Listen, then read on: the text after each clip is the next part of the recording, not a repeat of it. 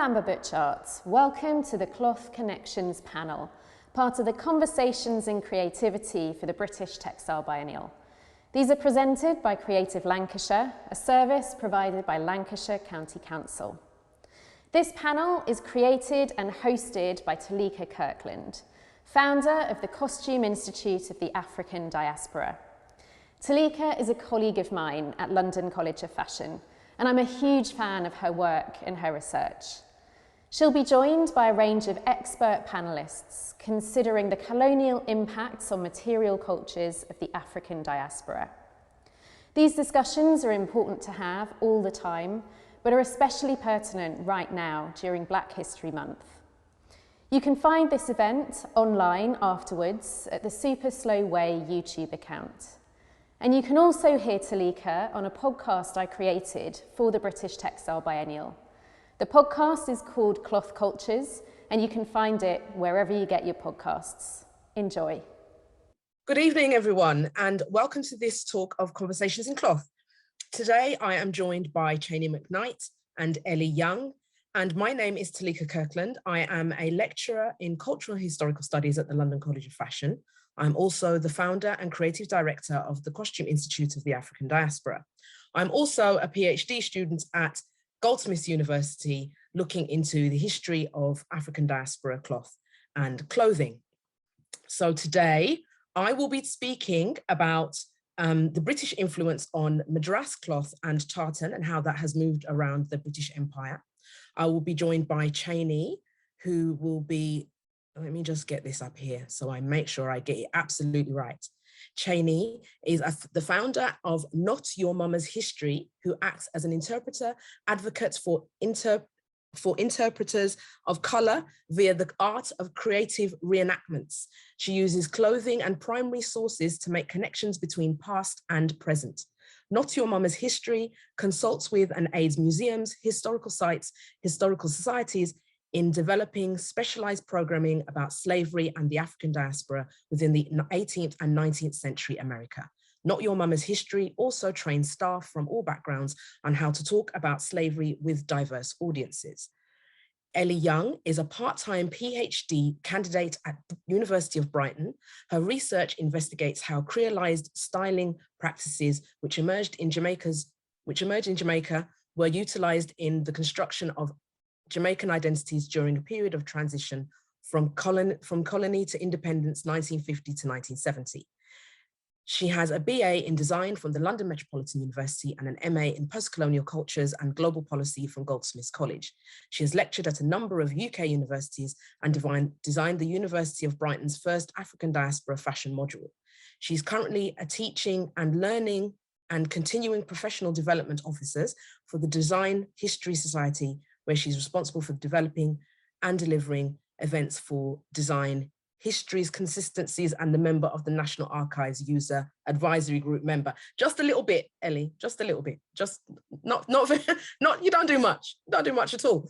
So right now, we're going to go through these presentations. Cheyney's going to present first, and then Cheyney, when you're finished, if you could just say thank you, and then Elli, if you could join on the end once Cheyney has said thank you, and then once you say thank you, I will start my presentation. So Cheyney, take it away.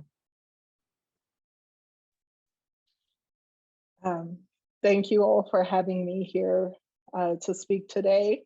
I have to say that I was very intimidated to be on the same panel as Teleica and Elli. It's a great honor. To start, I just wanted to share with you all a little bit of my background, because I think it's important to understand why I, of anyone, would be sharing about cotton production in the American South antebellum period. I come from a family that grew cotton from the time of enslavement, so early 19th century, on to the post-Civil War, where we were sharecropping on the same land in Manning, South Carolina. And then finally, my family were able to purchase the land in Manning, South Carolina. And then we grew cotton on that land until the 1980s. Now, I personally have planted and picked cotton on a southern plantation in South Carolina. I thought it would be a very important experience in order to better understand the process of planting cotton and the type of labor involved. I am a living historian, and I think in order to truly understand the material culture and how things are applied, I needed the experience. Cotton was and still is grown in South Carolina, Georgia, Mississippi, Alabama, Louisiana, and Arkansas. I have a quote here from Lewis Hughes, who wrote 30 Years a Slave from Bondage to Freedom. And he says about cotton production, after the selection of the soil most suitable for cotton, the preparation of it was of vital importance. The land was deeply plowed, long enough before the time of planting to allow the spring rains to settle it. Then it was thrown into beds or ridges by turning furrows both ways toward a given center. The plant made its appearance in about 10 days after planting. It required 4 months under the most favorable circumstances for cotton to attain its full growth. It bloomed about the 1st of June, and the first balls appear open about August 15. The blooms come out in the morning and are fully developed by noon, when they are pure white. Soon after, they begin to develop reddish streaks, and the next morning are clear pink. They fall off by noon of the second day. Just to give a little bit of understanding about the plant we'll be talking about. So I'm going to go ahead and share my screen.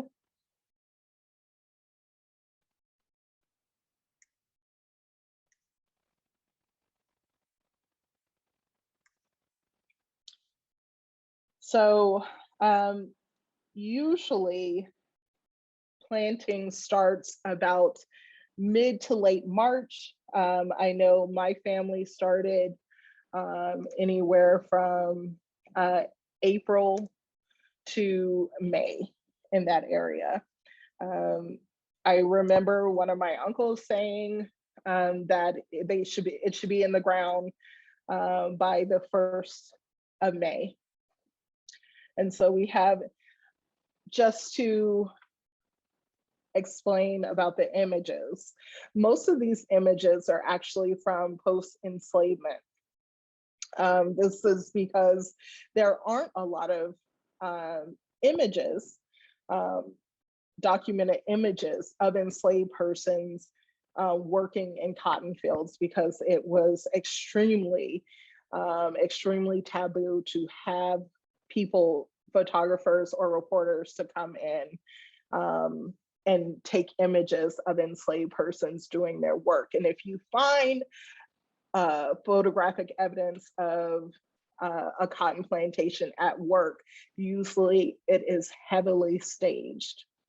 So we have some illustrations from magazines of the time, the Harper's Weekly, and this is one from the 1780s, but it's quite accurate in the way that it is depicted.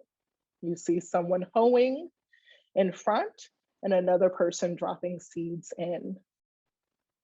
Very simple. If anyone has garden here, you know this is very simple.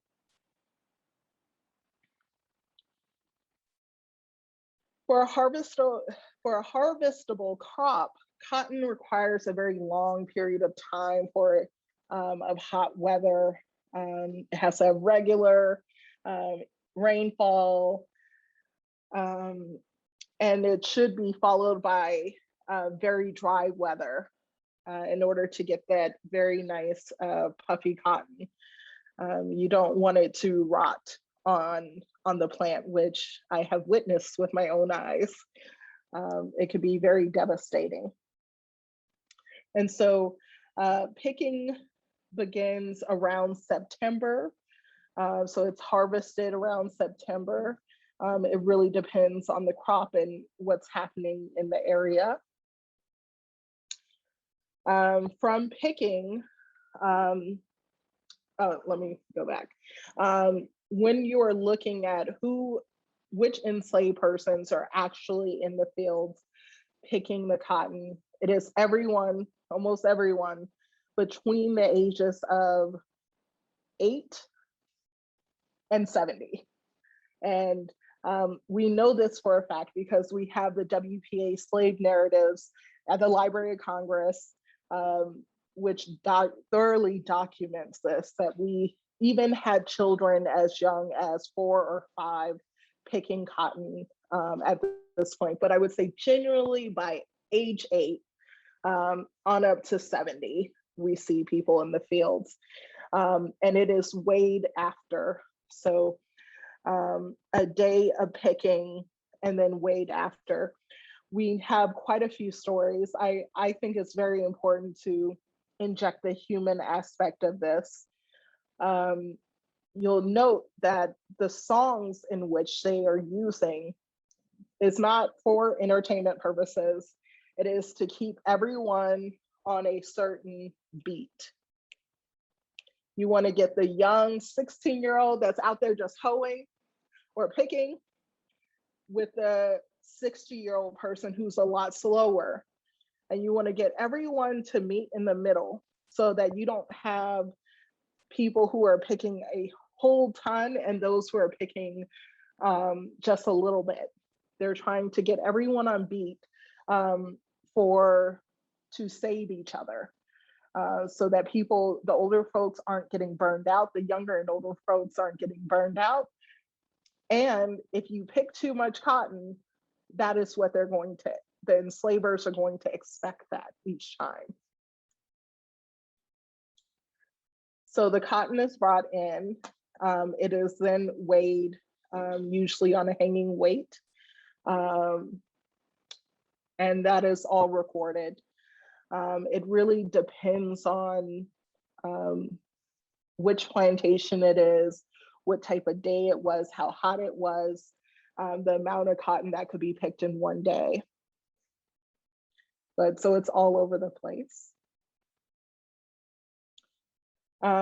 Depending on the staple of cotton, short staple or long staple will determine what type of cotton gin.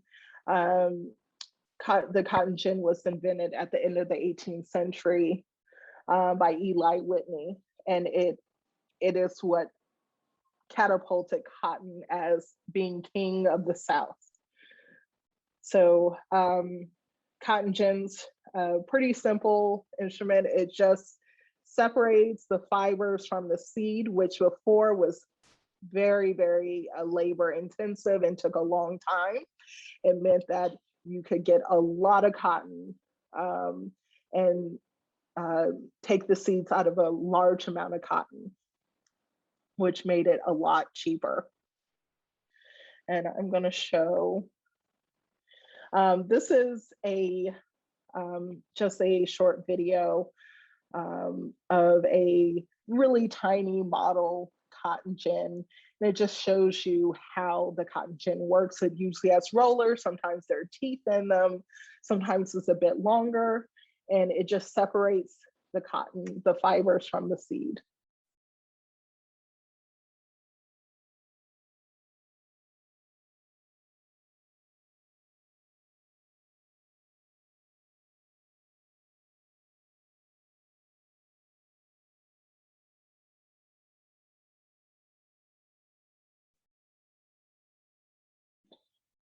And you can see with those rollers how possibly harmful it could be, getting clothing caught in it, hands, fingers. When we're looking at runaway ads, it is not uncommon to see people missing digits or whole limbs having been lost to a jinn.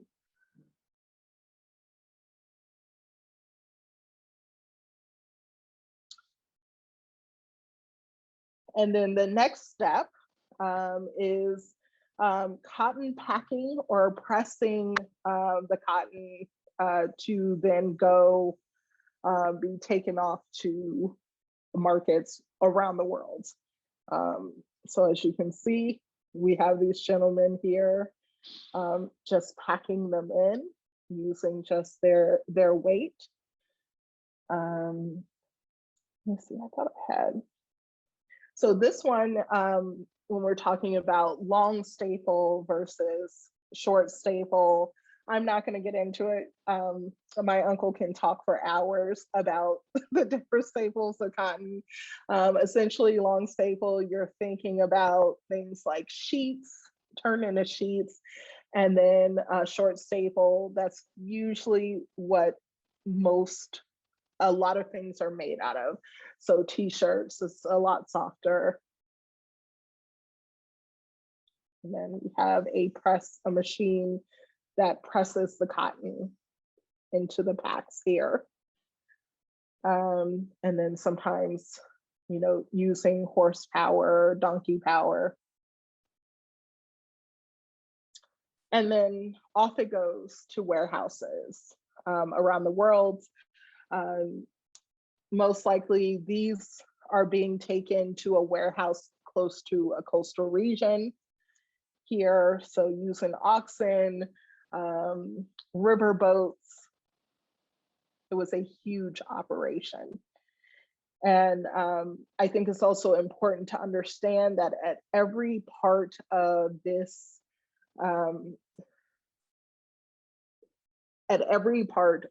production, there is enslaved labor. So the man taking the cotton to market, this is most likely an enslaved man. The people who are loading and unloading the riverboats, those are enslaved persons as well. And the sailors on the riverboats, those are enslaved as well. And then, as you can see, it hits the warehouses, it hits the docks, and all packed onto ships. These are the porters. Most likely the majority of them are enslaved persons. I think one of the largest markets was coming out of South Carolina. And then it's off to England, it's off up to Rhode Island, one of the largest producers in America at the time. The interesting thing for me is that when the cotton would then be returned back to these enslaved persons as Negro cloth, as osnabrück, for them to wear and to mark them as enslaved persons and lesser than. I try to stay as, get to the point and stay as brief as possible with this. Lastly, I think that it's really hard for us to really see the impact of enslavement on the cotton industry, but it's not just the one part with the picking. At every part of the production of cotton, from seed until it gets on a ship, those are enslaved persons at every part. And even once it hits Rhode Island, at the beginning part, there were enslaved persons unloading those ships as well. So I hope that I was brief. I'm going to pass it on now. Thank you. Thank you, Cheyney. I think it's really important that you tell the story of the enslaved, because oftentimes those are not the stories that we hear, and we miss all those important stories that tell us about how these people experienced enslavement. I'm going to share my screen and hopefully it's all going to work out. So my PhD is about fashion and textiles in Jamaica, as Teleica told you earlier, but my PhD doesn't actually touch on West Indian Sea Island cotton. I haven't found any evidence in the research that I've undertaken that any of the companies in Jamaica that I am examining for my PhD used West Indian Sea Island cotton. The first time I came across West Indian Sea Island cotton was in the archives at Kew, where it was a letter from a colonial government in the Caribbean asking for the British government if they could build a factory in the Caribbean to process West Indian Sea Island cotton, obviously because unemployment was high and it was a way to alleviate unemployment by building a factory. But the British obviously didn't agree with that because they, as you will find out, were processing the cotton themselves.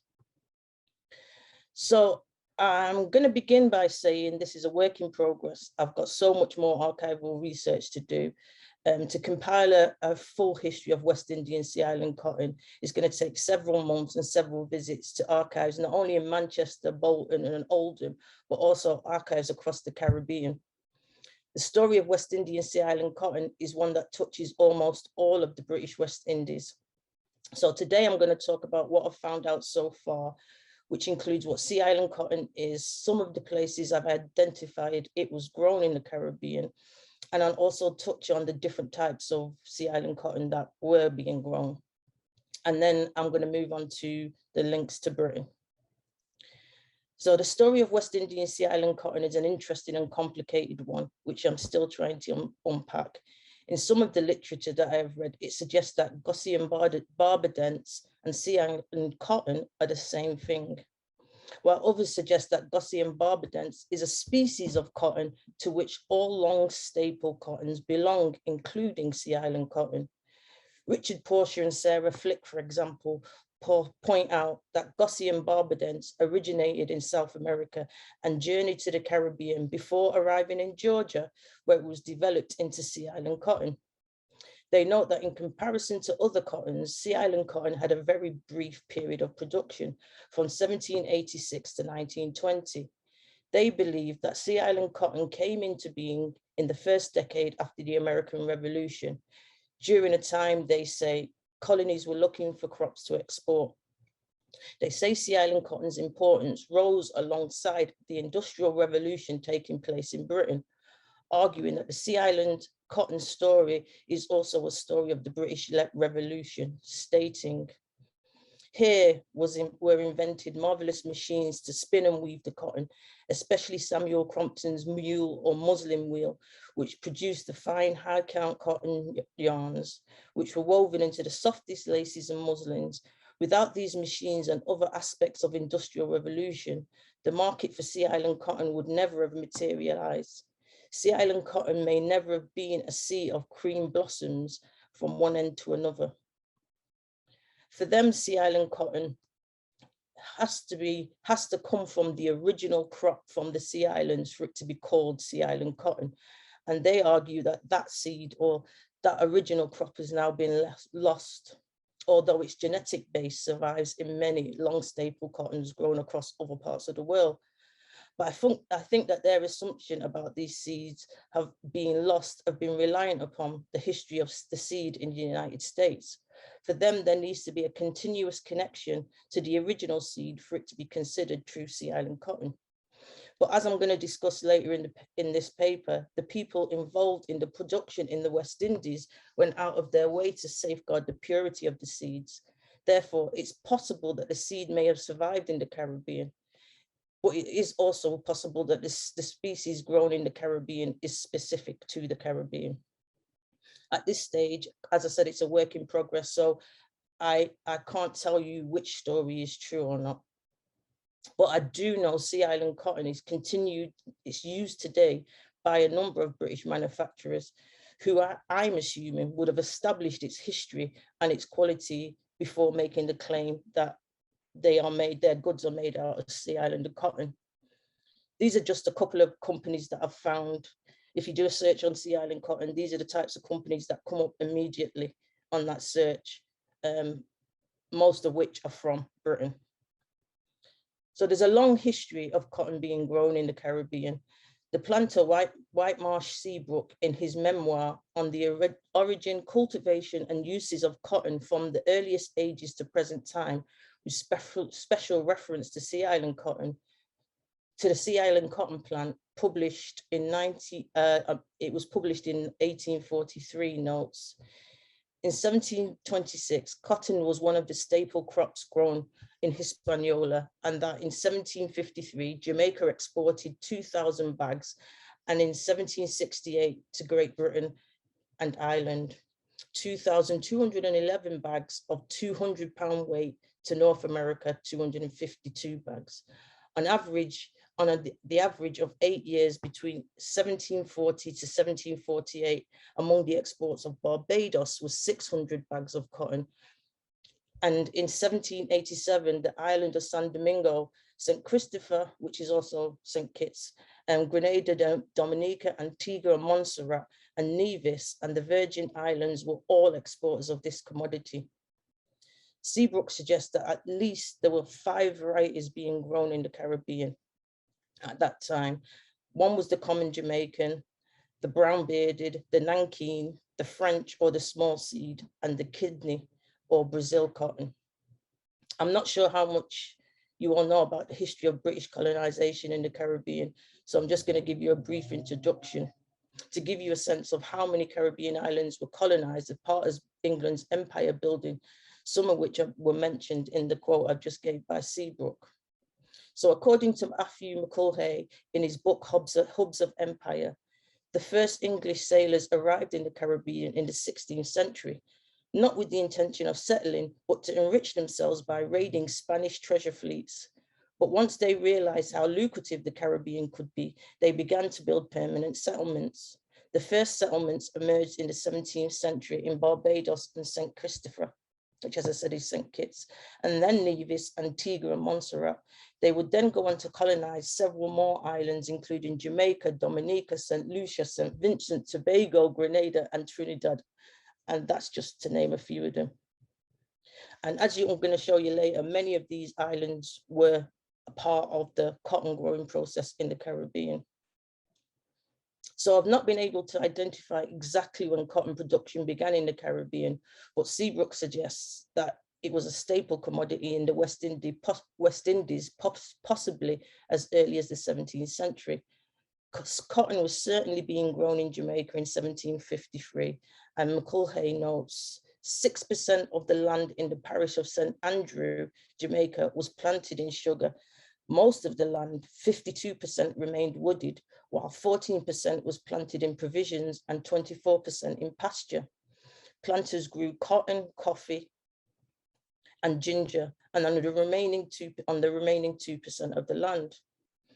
While this is only a small percentage of land, he also suggests that the reason for this is possibly because cotton was seen as a starter crop in Jamaica for colonists who could not afford to invest in the more lucrative sugar production. He suggests that what they did was they would plant they would plant cotton with the hopes of making some profits where they could then go on to buy captive Africans.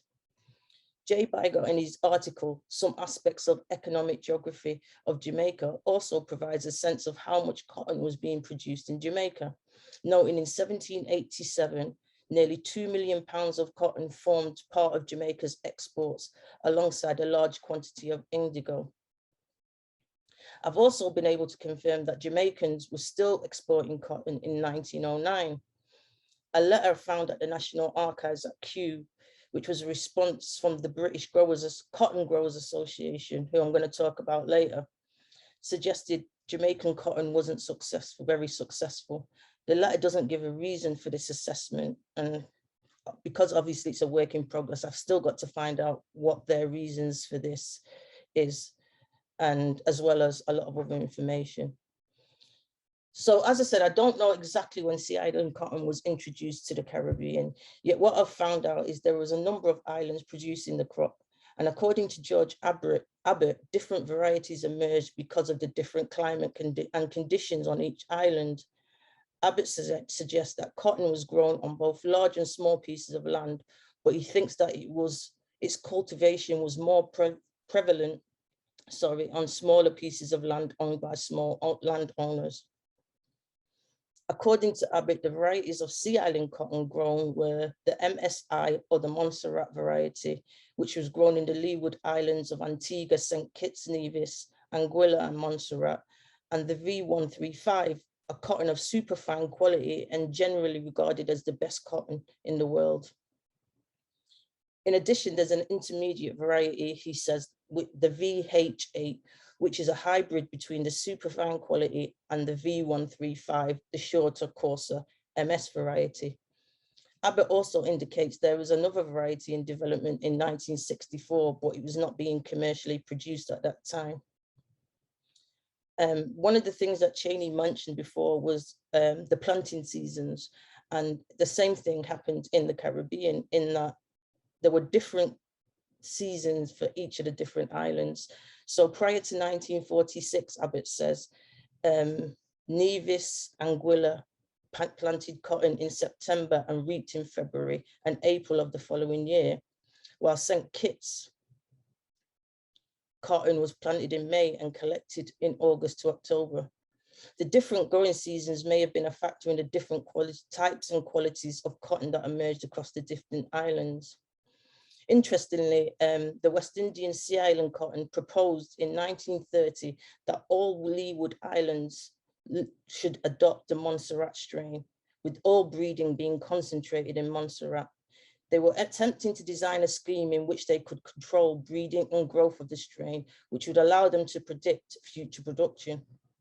There's still a lot of questions that I need to answer about cotton production in the Caribbean, but here I just wanted to give you like a basic introduction into West Indian Sea Island cotton and its relationship before I introduce its relationship with the British textile industry. So there were several British organizations involved in the Caribbean cotton industry, such as the West India Committee, the Empire Marketing Board, the Empire Cotton Growing Association, the West Indian Cotton Growers Association, and the West Indian Sea Island Cotton Advisory Committee, in addition to the textile mills, manufacturers, brokers, and textile workers in the north of England. Here I'm going to only focus on the British Cotton Growers Association and touch on the West Indian Cotton Association, because it's an organization which I know much less about. So the British Cotton Growers Association, it may have been called a cotton growing association, but as we know, England's cotton industry was reliant on cotton from thousands of miles away. In order to safeguard the industry, a number of organizations were established, and one of which was the British Cotton Growers Association, as well as the West Indian Sea Island Cotton Association. From what I've found out so far, 80% of cotton imported to Britain came from the US, but there was 20% from elsewhere. So the British Cotton Growers Association was established in 1904. The purpose of the association was primarily to safeguard the fortunes of Lancashire. They were responsible for receiving, grading, and the delivery of Sea Island cotton to spinners and what they called account sales to government. The association received a small fee for their work, which they described was used to cover the costs of warehousing and storage. I've not uncovered where the additional funding for the organization comes from, but with the West Indian Sea Island Cotton Association, they received some of their funding from the planters in the Caribbean. So I'm assuming there's some kind of relationship with the Northern textile industry and the funding of the British Cotton Growers Association. Britain had dominated the global textile manufacturing for several years, but by early 20th century, their position was under threat from competition from the United States and Europe. In addition to this competition, the industry also relied heavily on cotton from the United States, which meant they were at the mercy of the US growing seasons. So in 1901, there began this process of Britain looking elsewhere for cotton, and dispatches were sent to various colonies and protectorates. And W.F. Tivinson writes, There were few places in the empire where land was not surveyed and experiments carried out. They had to find out not only where cotton could be grown on a commercial scale, but where it could not. The British Growers Association identified several regions where cotton could be cultivated for local needs, but the cultivation was only interesting where they could use it to prop up the textile industry at home. Much of the cultivation they saw taking place, they deemed it as unsuitable because it was, as they say, it was primitive and haphazard. So in other words, it was being produced on a scale that would not help the British Cotton Growers Association to effectively achieve their aims of safeguarding Lancashire's textile industry. To produce the quantities and quality needed by Lancashire, they had to find a way to control its production and distribution. They engaged imperial and colonial governments. They had roads and railways built to bring cotton to ports. Harbours were constructed or improved. Ginning factories and storage was built. In some places, dams had to be built for irrigation. They also attempted to guarantee prices for growers as well. And in the case of the West Indian growers, they assisted with financing them, all of which was necessary to get sufficient amounts of cotton to Britain. The people connected to the British Cotton Growing Association range from MPs to textile factory owners and other people acting on behalf of associations, who all presumably joined the association to safeguard their own financial interests. I've included this next slide because it gives you a sense of the types of people that were involved. So there was Sir Frederick W. Chance, Colonel Hardcastle, the Duke of Marlborough, the Fine Cotton Spinners and Doublers Association, Joshua Hoyle and Sons Limited, Greenhalgh and Shaw Limited, Amalgamated Weavers Association, Oldham Operative Cotton Spinners. So there were all sorts of people involved in this organization. I expect I'm going to find other names in the archives who were also involved in the trade, like William Heaton and Sons and Crosses and Winkworth, who are no processed Sea Island cotton and were mentioned in archival material in relation to disposing of excess Sea Island cotton, which the War Office no longer needed. As I've stated earlier, I haven't been able to confirm when Sea Island cotton was introduced to the Caribbean, but Lewinson suggests it may have been introduced in 1902. And he notes that the skill, the scientific knowledge available in the West Indies meant that you were able to maintain the purity of imported seeds. And so if it's true that they were able to maintain the purity of the seeds, then maybe what Portia and Fisk say about the seed being lost could be incorrect. I mean, the climate and in the Caribbean would have been similar to that of the original Sea Island cotton as well. So it would have also played a part in perhaps maintaining the seed's purity. One thing is certain about West Indian Sea Island cotton is its quality and rarity.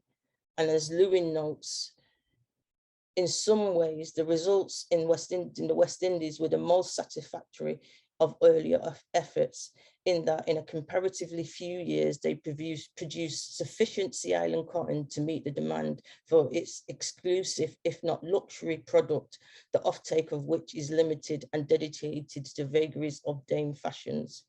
So I included that quote because that's one of the things that I'm trying to think about. I'm trying to find out not only who was processing the cotton, but what was it made into.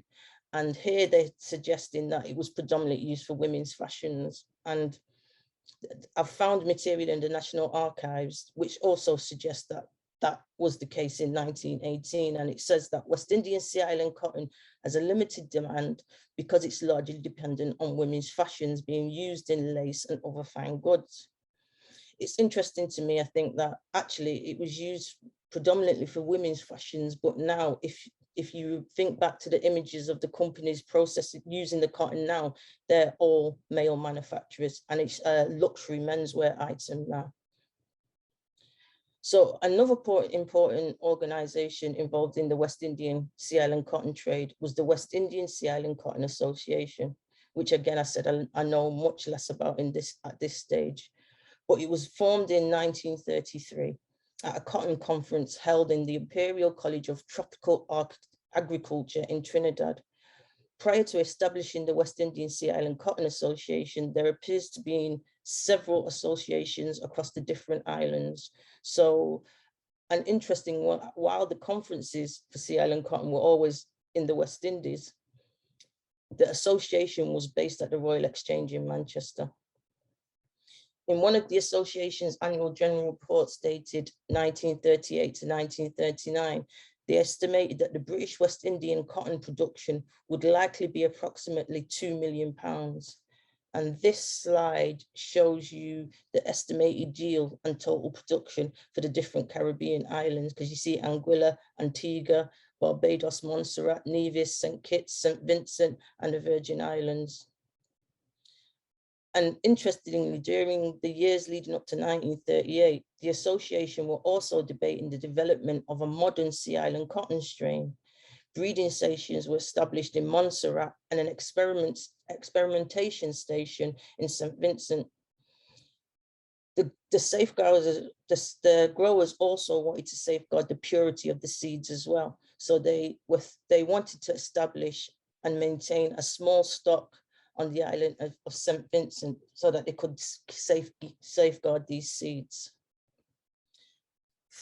For cotton to be considered, as I said, West Indian Sea Island cotton, it had to carry a certification or trademark.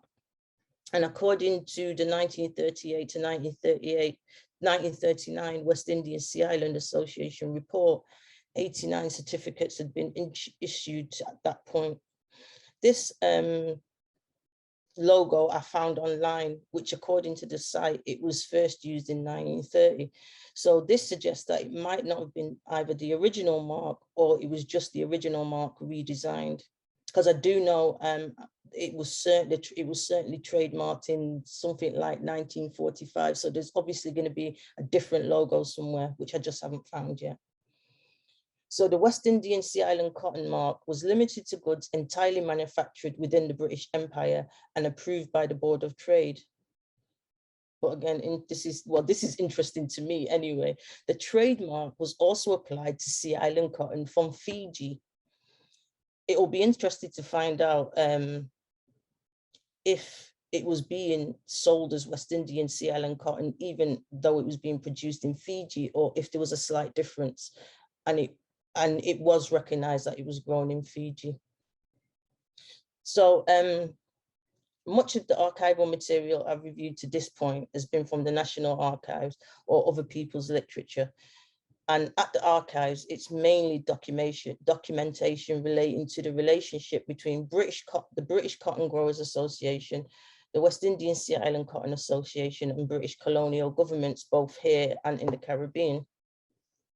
I did find a few bits of interesting information in the archive, which I think is going to lead to really more interesting discoveries when I start doing this research further. And one of which was a letter dated in October 1918 from the War Office, who were expressing their concerns about the quality of Sea Island cotton coming from Barbados. They were complaining that some of the bales they had received was not pure Sea Island cotton, but had been mixed with indigenous varieties of the plant. Obviously, this concern was about how the War Office planned to use the cotton. And I do know that they used it as parachutes as part of the war. So they clearly didn't want parachutes to be failing midair. But it does raise questions about production and transportation of cotton from the Caribbean. Was the mixing of these different cottons a mistake? Was it deliberately to simply fill the order?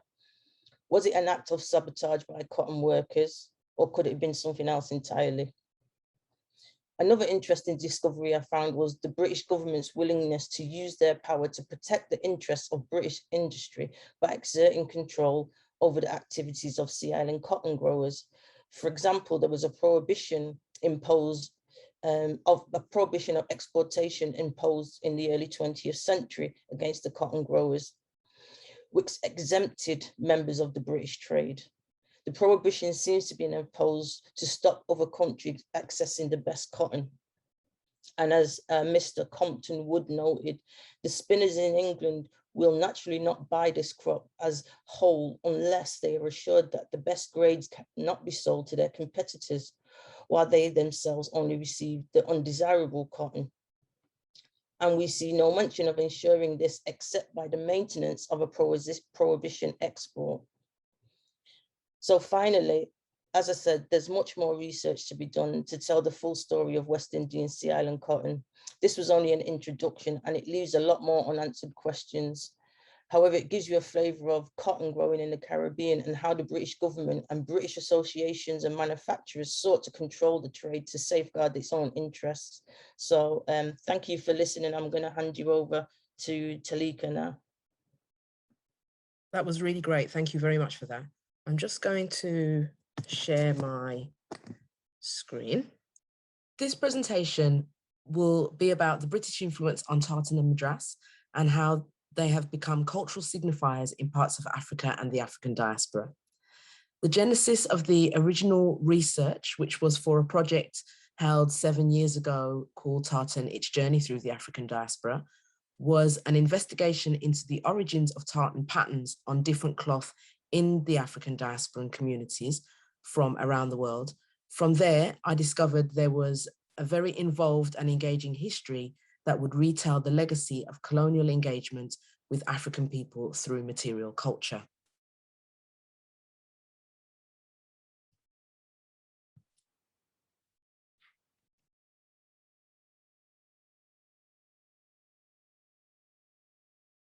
At the height of its occupation in the 19th century, the arms of the British Empire stretched across 25% of the world's landmass and had influence over people in almost all corners of the globe. It is therefore unsurprising that although this story starts in the north of Scotland, it travels across the world from Britain to India, India to the Caribbean, India to Kenya, and Britain to South Africa and the United States. This movement was mostly through trade, but as with most things, started out through conflict and military campaigns. Scotland's long historical and cultural relationship with tartan became contentious in the 18th century as the British government outlawed the wearing of tartan by civilians in any form with the Dress Act of 1746, which was part of the Act of Proscription. The Act of Proscription was established after the Jacobite Rebellion of 1745 and was part of the efforts by the British government to stop the rebellions of the Highland clans against British rule. Tartan-wearing Highlanders suffered prejudice based on their clothing and were labelled thugs and brutish by the British, who regularly and rigorously enforced the punishments for wearing tartan, which were anything from harsh fines and imprisonment of 6 months or more to being forcibly conscripted into indentured servitude for 7 years on plantations in the West Indies or Australia. An exemption to the ban on wearing tartan was made for the Scottish regiments in the British Imperial Army, who were permitted to be dressed in tartan as identifiers of their heritage. There is an argument amongst some scholars and historians of the romanticisation of Scotland Highland culture and a focus on the aesthetics as opposed to the purpose. But regardless of that, the fact remains that Scottish Highland cultural clothing was forcibly disassociated from the people, but used as a symbol of military prowess for British imperial gain. Due to this romanticisation and the re-establishment of Highland culture by the Highland Society of Edinburgh, by the end of the 18th century, the surge of Scottish migration, which started at the beginning of the 18th century to India, was in full force, as some became employees of the British East India Company, whilst others became traders and businessmen. By 1822, the enthusiasm for tartan and the tartan style patterns had grown immensely after the visit of King George IV to Edinburgh. This influenced the British in India and started to have an impact on the development and production of madras fabric. At this point, it's worth mentioning George cloth and pelete bite, both of which are woven in India and are basically Indian madras, but under another name.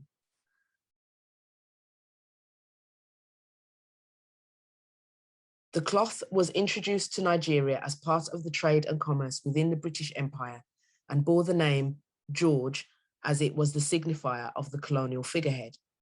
Pelete bite, or cut thread cloth, is distinctive to the Kalabari people of the Niger Delta in Nigeria and is usually cut by hand using a razor blade, which is obviously quite labor intensive and therefore quite expensive.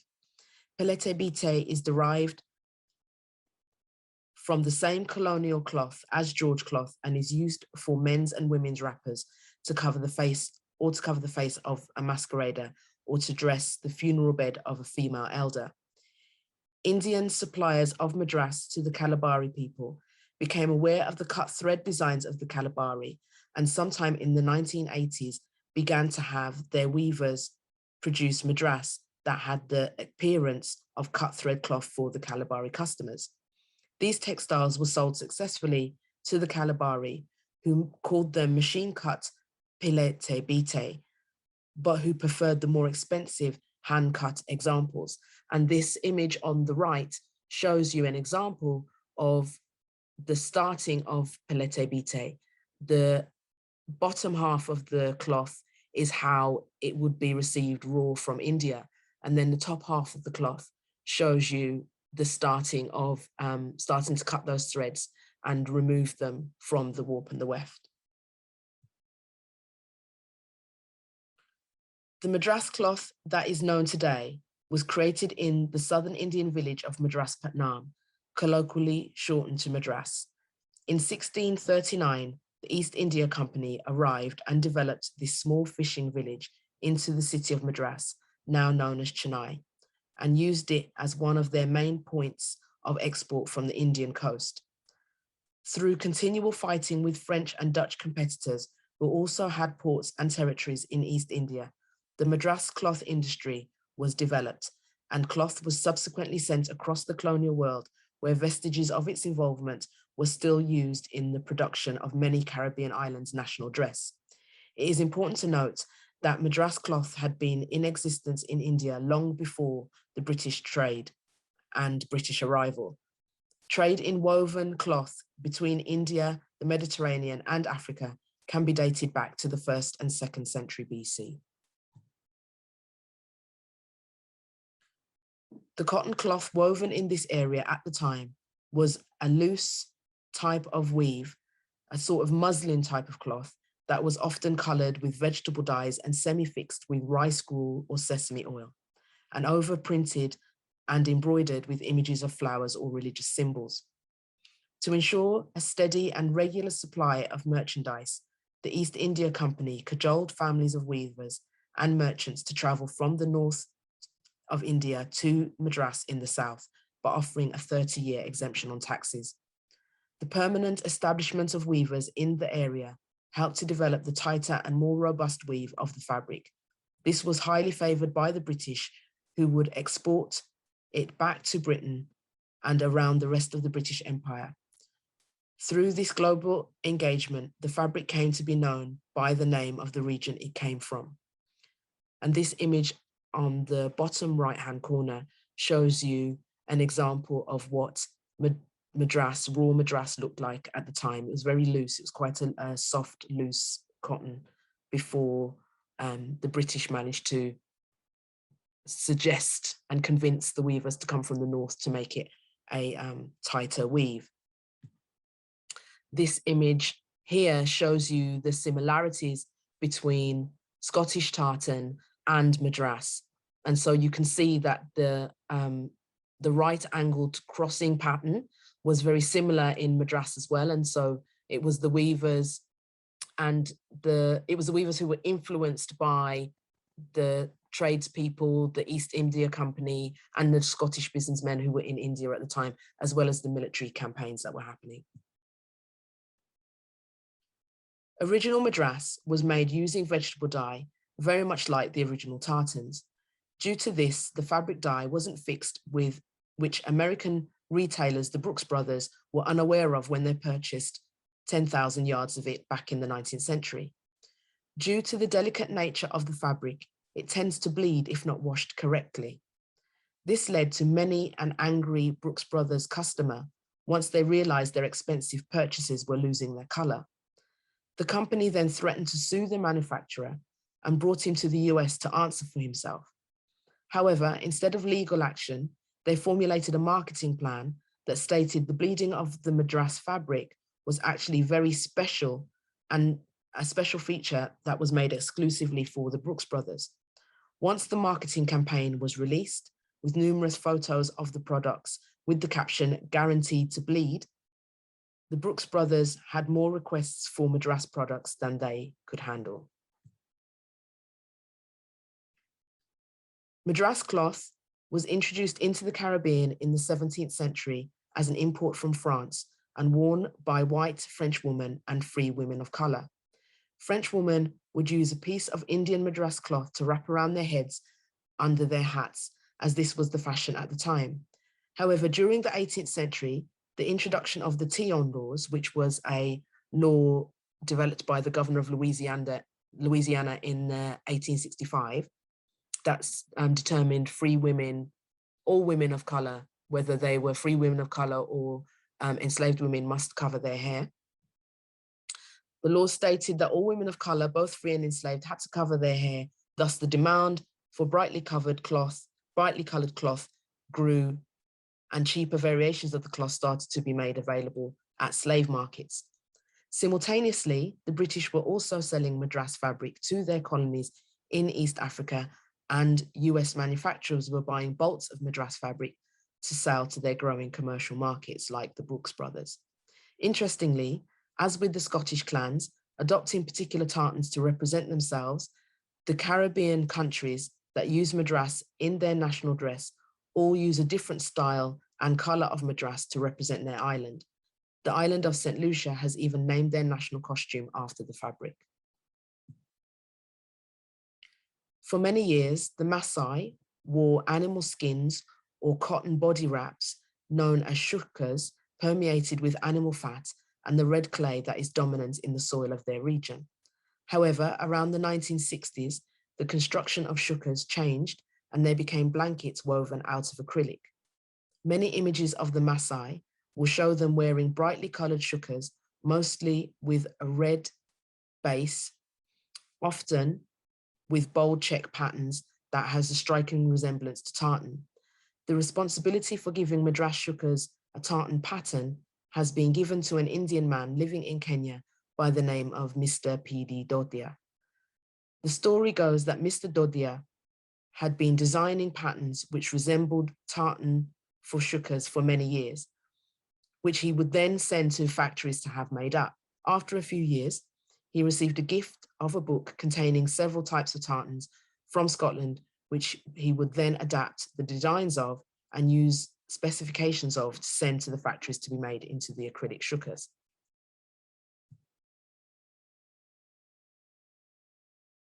The final stop in this discussion retells the story of Isaiah Shembe, who had started the Nazareth Baptist Church as a place of worship for members of the Zulu tribe who were rejected from the Christian missionary church that was established by the British colonial forces. The rejection of the locals was due to their adherence to their own traditional attire or values, which was felt to be a threat to British dominance.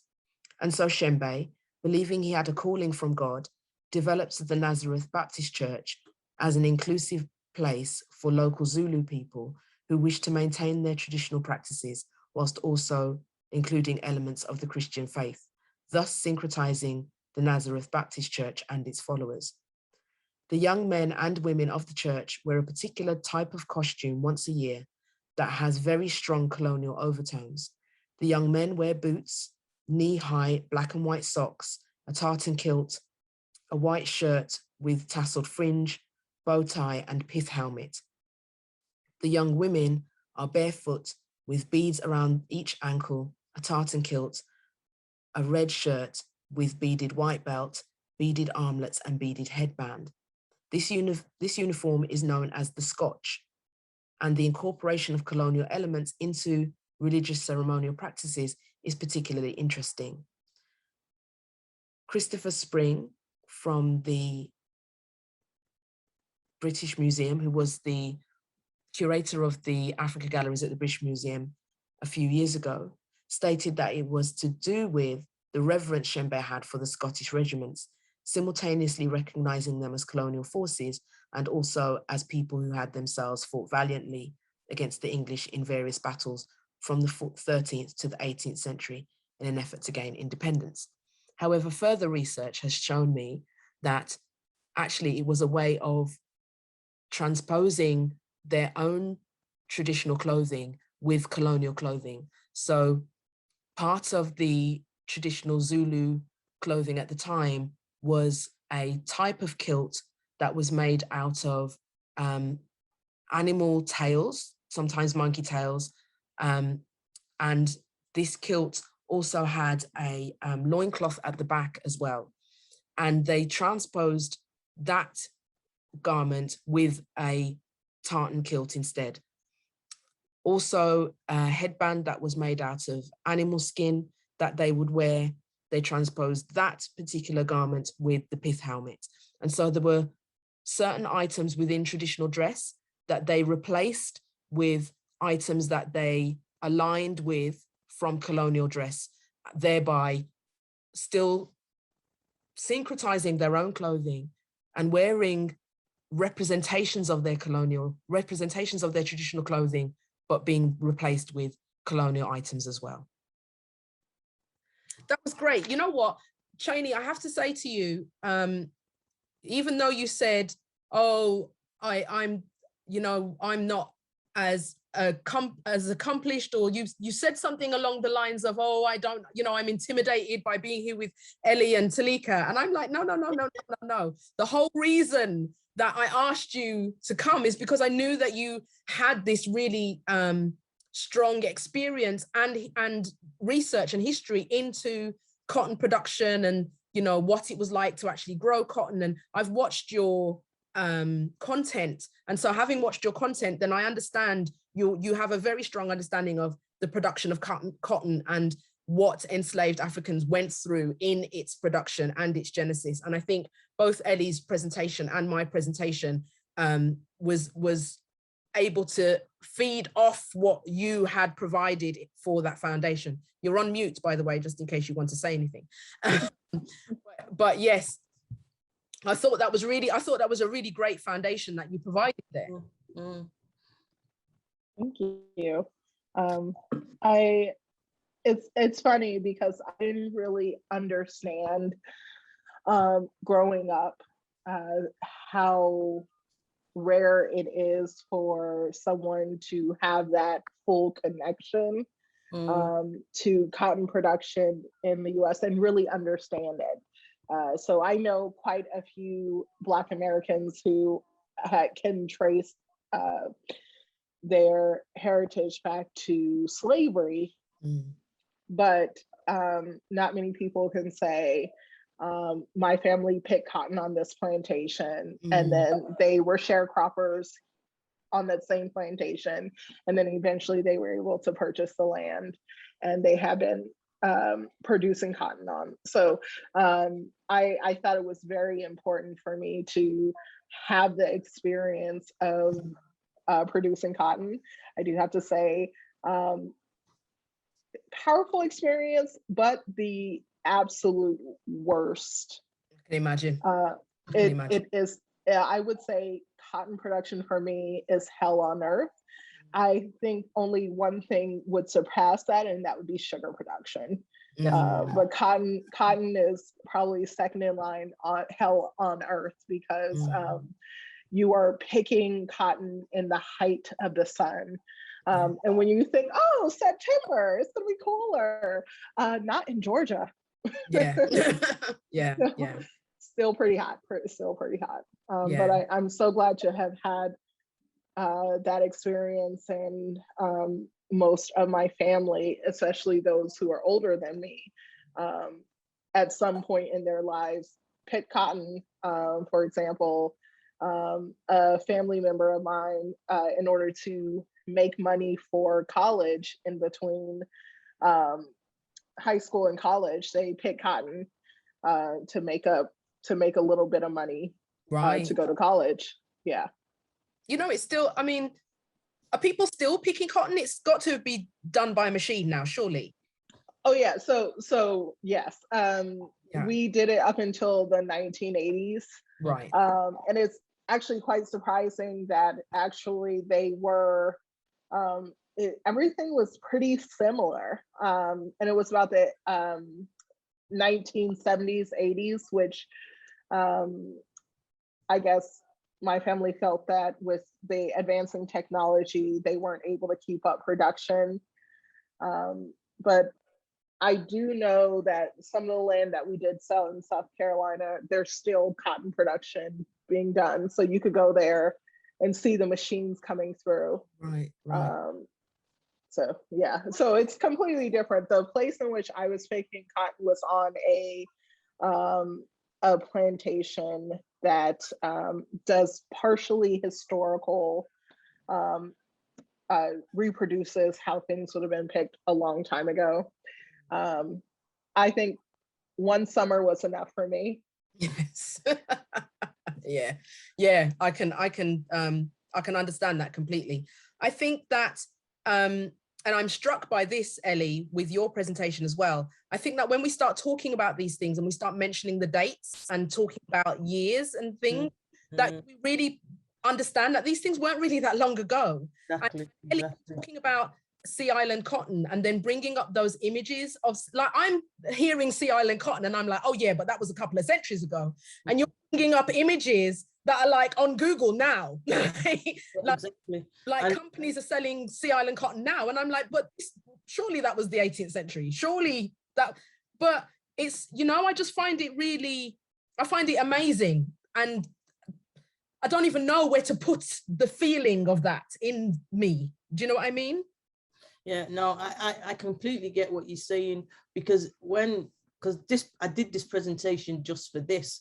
And when I started, I thought, I don't even know where to start, because like you, I thought, this is hundreds of years ago, it's going to be difficult. And then as soon as I started Googling it, it's like, okay, they're still using it now. And that cotton, I think most of them are getting their cotton from Barbados. Right. So clearly production is still happening in Barbados, but I don't know who the producers are. So I don't know if they're historically the same people, but obviously because it's not done on a large scale as well, then that makes it even more rare.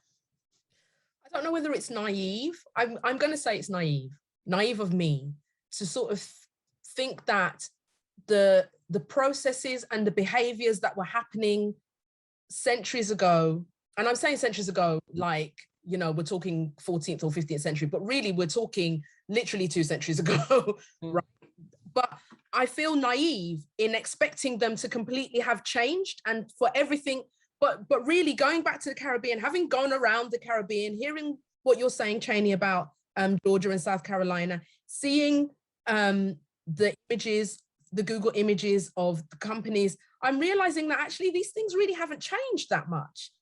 And certainly with the production of madras, you know, what we're talking about with cotton madras that's coming from India, that really hasn't changed very much at all. It's as it was in the 18th century. The funny thing is you think about emancipation and you think, okay, after emancipation, like you said, things would be different. But if you think about the 1938, which is the point in Jamaica where they believe it led to the independence, it was a big riot, it was a strike, it was on a plantation, a sugar plantation from, and they were fighting, the workers were striking for their rights. But during those periods, they didn't just say, okay, strike, it's fine.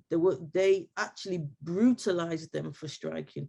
And right. So it's not really changed. It really didn't change. And I don't think anything, but then even then I'd say it changed after independence, but did it? Because when these countries became independent, it's not like Britain suddenly said, oh, here's your diamond mines back, or here's your bauxite mines back, or here's this back. They didn't actually do that. They still control all the resources. Yeah. So being part of the Commonwealth is exactly another word for or another guise. Yeah, absolutely. Okay, so I'm recognizing the time and I'm seeing that there's about 35 minutes left and I'm wanting to open it up to the floor. Are there any questions? Would anyone like to ask a question? Please put your hand up if you would like to ask a question.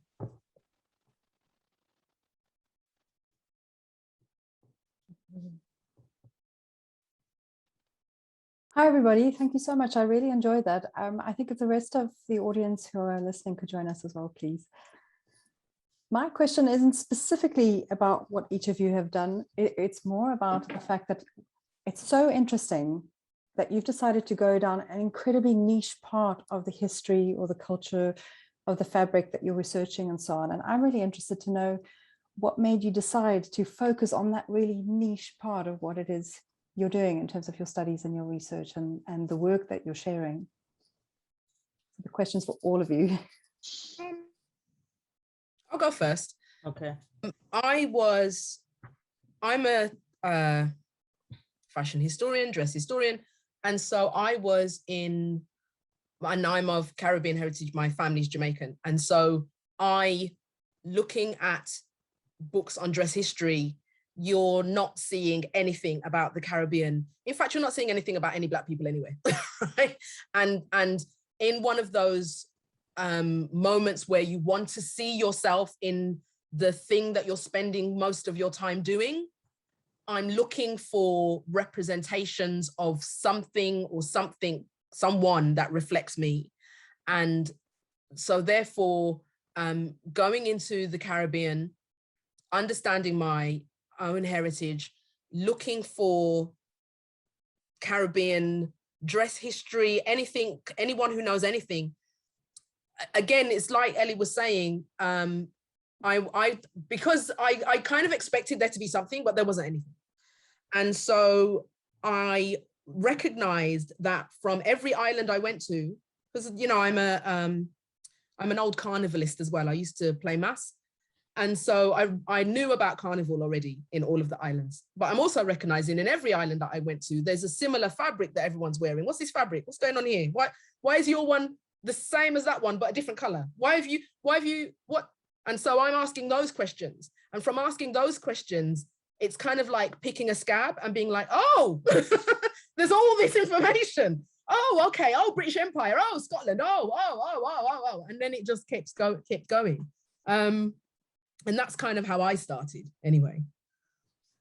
Well, for me, my heritage, like you, Teleica, my dad's Jamaican. And I decided when I was going to do a PhD, if I did anything, I wanted to do it on Jamaica, because my mum's Austrian. I know there's a lot written about Austria. So I thought, well, let me look at Jamaica. But I think, so for me, my interest isn't necessarily in the fashion and what was made and how they wore it, but it's why they wore it and what that said about them. And I was more fortunate than a lot of people, I think, because my dad was an amateur photographer in Jamaica. So I've got so many images of him and people in his community and things like that that I can use as for my research to talk about that. So one aspect is looking at how individual Jamaicans constructed their identities through fashion. And then another aspect is I'm looking at an organization called the Jamaican Fashion Guild, because initially I thought, well, I'm not going to find anything, I'm going to have to stick with these people. And then I found the Jamaican Fashion Guild, and I found it was a group of designers in Jamaica who were selling their clothing, who were designing and making clothes predominantly for the North American market, but they sold clothes all over the place. And so I kind of, well, that got me a bit more excited. So it's like external identities and internal identities, and see how that works with fashion. I could go and talk about it forever, but I won't. So I got started specifically with my research into the clothing of enslaved persons and just living history through reenacting. Unfortunately, Civil War reenacting is a huge deal in the United States. Bit creepy, actually. And so a friend of mine from elementary school, middle school, was a Black reenactor. And he invited me to a reenactment, and I said, why not? And so I went, and the research leading up, trying to figure out where do I get a dress, clothing, a lot of people told me, specifically white people told me, hey, just wear what white women are wearing, but poorer. And just to sum up the clothing of African women in North America as just like the poorer version of what white women were wearing, it just didn't sound right to me. And so I went on this journey to find clothing, and it just opened up this whole world to discover that there's a direct link to the fashion, the style of a Black woman in Atlanta, Georgia in 2007 to an enslaved ancestor who was kidnapped and brought to North America in the 18th century. And that blew my mind. And I think just like everyone else, it was kind of a journey for me. I think it's really important, right, that you did point out that their clothing was very different. Yeah. Because it was, and there were reasons for that. Right. Thank you very much. Sorry. Yeah, just I just found like the use of patterns and clothing, the sense of style. One observer in the 1840s, in a travel journal, said that it just didn't look quite right. So in Jamaica, somebody called it monkey style. Yeah. Wow. And another quote, "It put my eyes out from a mile away." That was an enslaver's wife. Just, yeah. Are there any other questions? Hi, Donna. What's your question?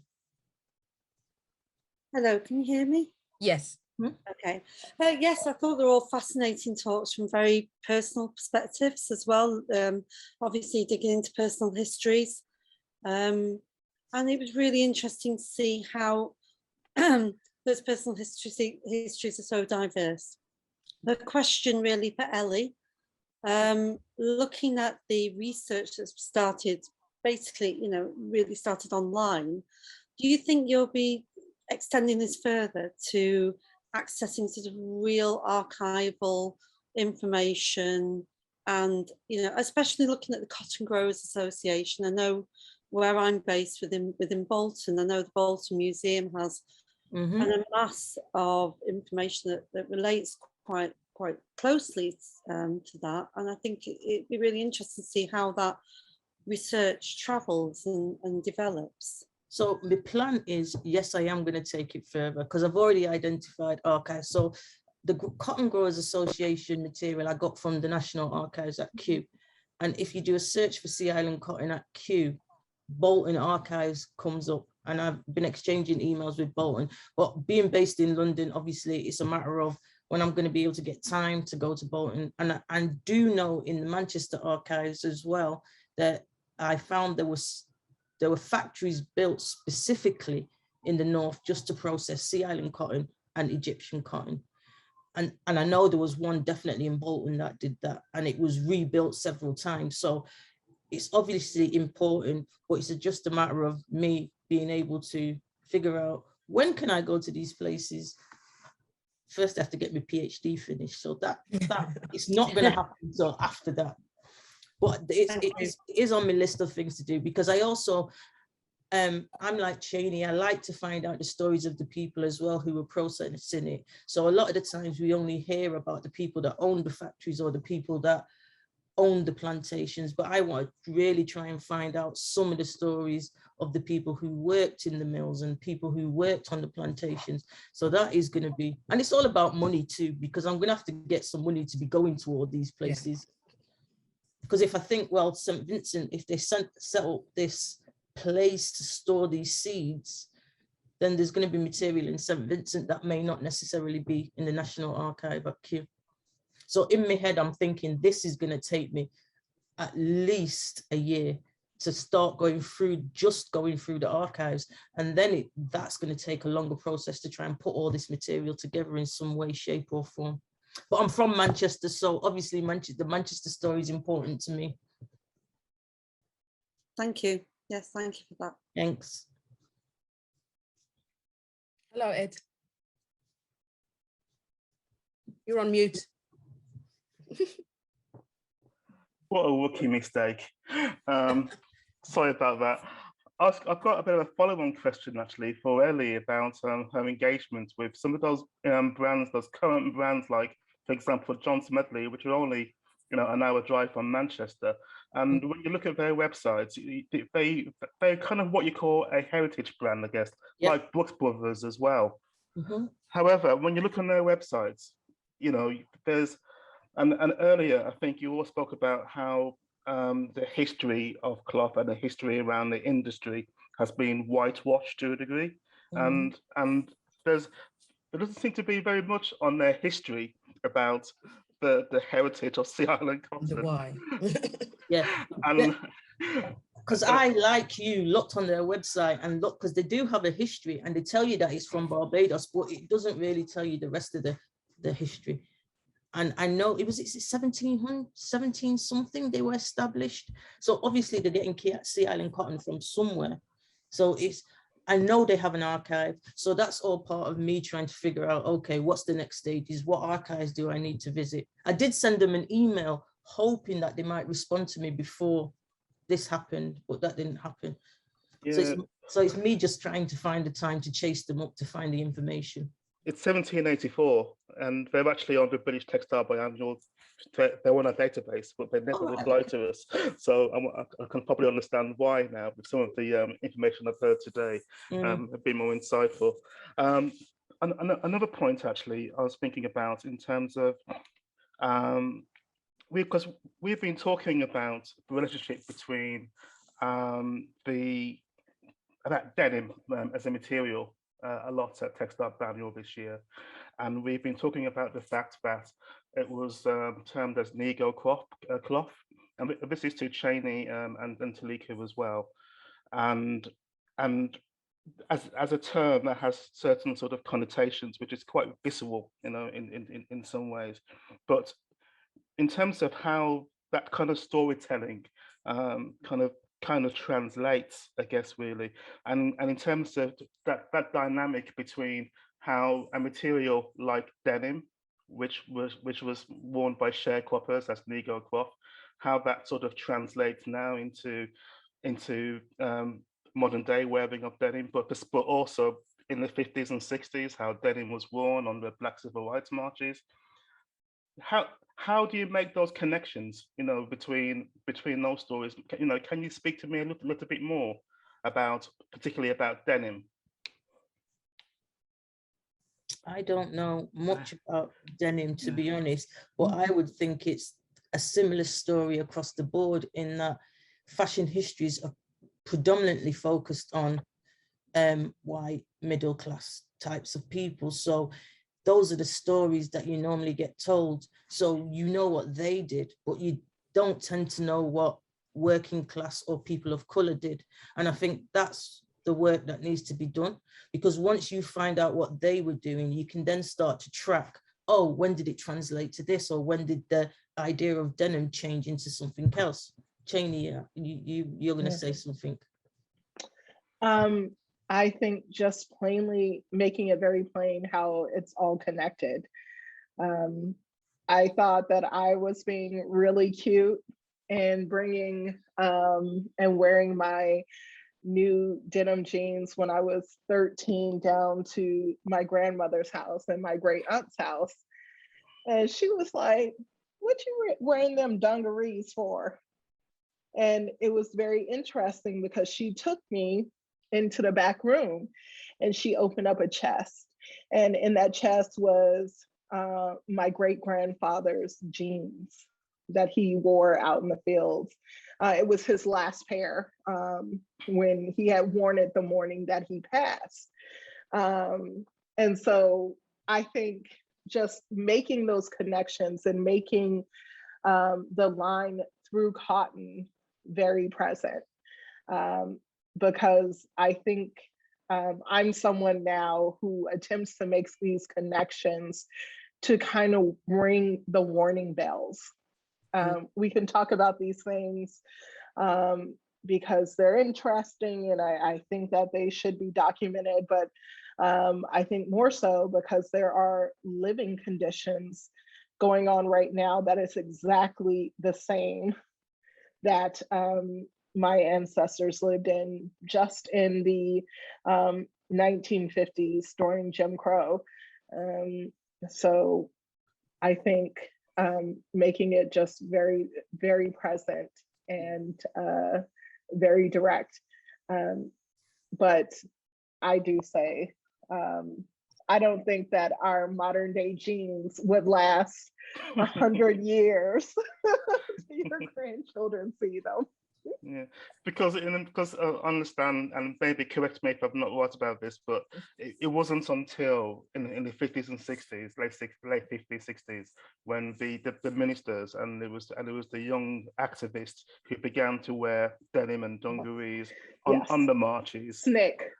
Yes, exactly. So Carmichael and Yes. Joyce Lagner and her sister as well, and they were the ones who kind of almost reclaimed denim to kind of show how little had changed. Yeah. Really, to make that point. And to that point, denim was not worn by Black people in America. No, because it was a mark. So it was even for a long time, it still was a mark of kind of lower class status, even when my parents were young. So for my mother is considered to be of educated people, whereas on my father's side in South Carolina, these are people who cotton plantation. And so them wearing dungarees or jeans or denim, it was a mark as they are working class. And for my mother's family, it wasn't until denim became a fashion statement that they wore. So you can even in my family see that very class distinction, even when my mother said that her mom had a saying where she said when she wanted to wear jeans, she said, I don't care if Martin Luther King is wearing jeans. When you come in here leading a whole march, then you can wear jeans too. So I definitely see the class distinction within Black America as well. It just wasn't done.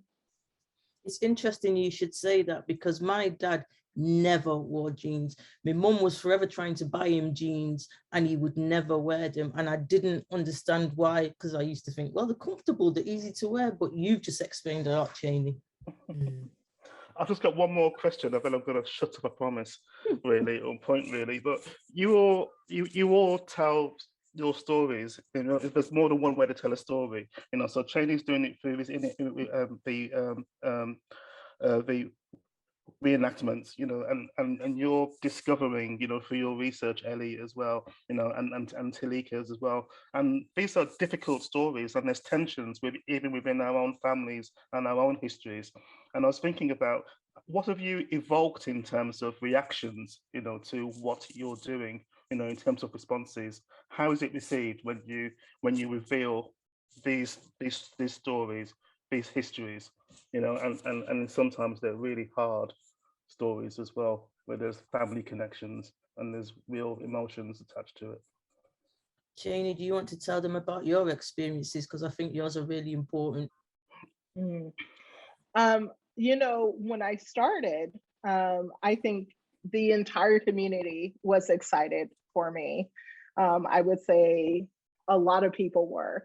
It wasn't until I started to ask, why weren't these stories integrated into the interpretations on plantations? So it is very common to go to plantations throughout the South. I was born and raised in the South.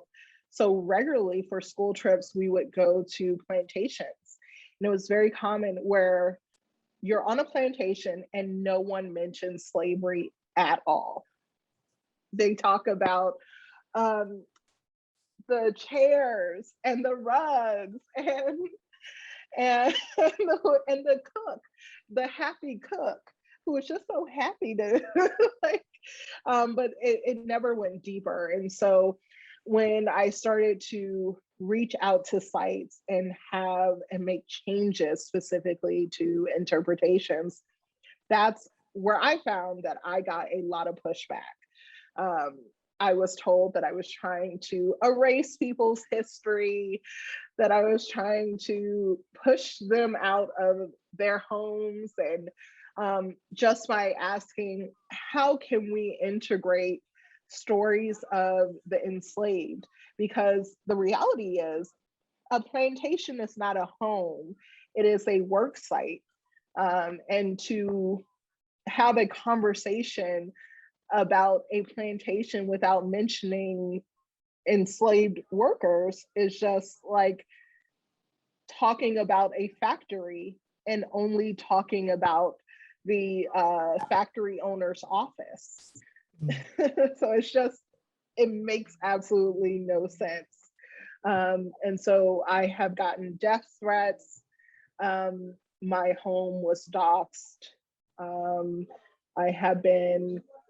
There have been multiple times that I've received emails, awful mail, you name it. It has happened, and that's just asking and coming to the table with certain sites to have the stories integrated, or even changing some of the language around signage, instead of renaming a plantation after a Confederate war hero.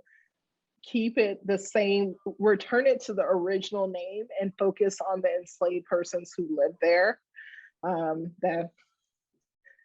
So I think that's something that, I don't know, I can't speak to other places, but it seems in America that's that visceral anger has always been there as long as I've been around. In Georgia, when I went to school in Georgia, I remember distinctly when we changed the flag from the Confederate flag. We were one of the first states to change our state flag from the Confederate flag. It was very terrifying. So I see some of that coming up, but I think it's just a waiting game. Once, it's a shock. I call it the shock of cold water. There's a lot of fury and anger, and then they will get used to it. And then the next shock and anger. Elli? I thank God I've not received anything like Cheyney, but I've been quite insulated as well, because I work at Brighton. A lot of the people I work with are really interested in the stories, and that's why they wanted me to do the African Diaspora fashion thing. So people like that are really interested, and when I'm teaching the students, obviously they make connections too, so they're quite interested in it. So I haven't gone out to the wider public yet to get, and the reality is, I mean, I'm not saying anything radical. I'm just saying this is what their experiences was, and this is how it is. So, I mean, I watch how people get upset by certain things, and I just think, well, it's nothing radical. We're just telling the same history, but from a different perspective. From a different perspective. Yeah, absolutely. For me, I haven't had any vociferous pushback as such.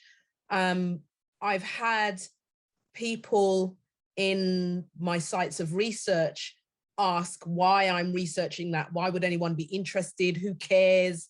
Etc. Interestingly, there is more interest in my research in the diaspora than there is in the sites of where the actual information is coming from, or where the actual information is about. And still, there is trying to get people to understand why it's important to tell these histories. And again, Elli, you've absolutely nailed it. Telling the same history from a different perspective, the same history, but from the perspective of people who were marginalized. And understanding the necessity to tell those marginalized histories, has been very difficult, I think, for people who come from the legacy of marginalization, because they've understood for so long that their histories are not important. And so because they've understood that their histories are not important, then there is a kind of shielding or a disinterest really in the type of information that's coming forward. And I find that really disheartening, you know. But, you know, having said that, I've been, since the exhibition or since the project, I've been constantly talking about this. You know, there's always someone somewhere wants me to come and talk about it. And interestingly, this year, because I've been talking about it in so many different places outside of the Caribbean, now people in the Caribbean are like, well, hold on, that's come and, what? No, that's us. Come and talk to us about this thing. This is our thing. And I'm like, well, I asked you and you were interested. So, but you know, it's getting, I'm aware that Melanie's got her hand up and has been waiting for a little while. Melanie, would you like to ask the question? It's okay if you can finish what you're saying. I don't want you to. I finished, don't worry. I would like to jump in and say that hasn't been my experience, because I'm going to do a shout out, Edna Manley College, the people at Edna Manley, when I've gone to do my research trips, they've let me use their library. They've been so helpful with everything and they've been really interesting. So that I just wanted to say that. I'm so sorry. Can I add just one thing? So when talking to some of my family members, you have to remember these are people who lived through Jim Crow in rural South Carolina. A lot of these people did not want to talk about it, still don't want to talk about it. Those who are still here with us, they don't want to, they survived it and then put that in a box, shut it, and put it away. Because it was so traumatic to, I mean, like, I can't imagine living through Jim Crow 1940, South Carolina. And then also, I find that one of the biggest differences is that here in the US, the heritage of the South, the identity of the South is so tied to Confederate stories, to these plantations. And so anyone who says something that differs in any way from the stories they were told as children is directly attacking their identity as people. Right. And so I get such visceral reactions. I find that as an interpreter, it's important for me to meet them